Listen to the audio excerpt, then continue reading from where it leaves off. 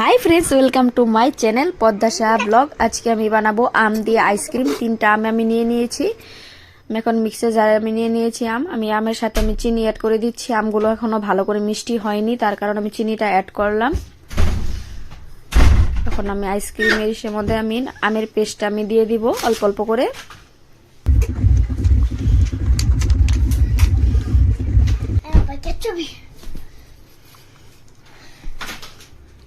আমি আমের পেস্টটা সবগুলোর মধ্যে আমি দিয়ে দিয়েছি।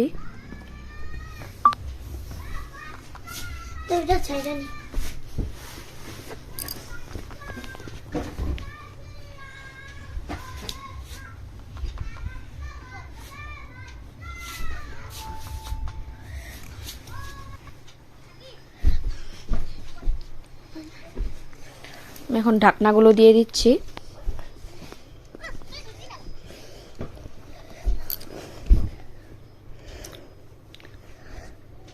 আমি এখন 10 ঘন্টার জন্য আমি ফ্রিজে দিয়ে দিচ্ছি।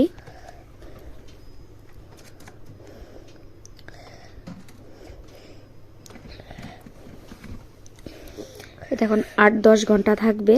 আমি এটা ভলিউম অল্প দিয়ে দেব বেশি করে, হাই স্পিডে। দেখুন আমার আইসক্রিম জমে গিয়েছে।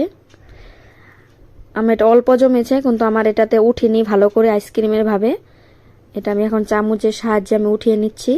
খেতে অনেকই ভালো হয়েছিল, কিন্তু এটা আমার জল অ্যাড করা হয়নি, যে তার জন্য আমার এটা ভালো করে হয়নি।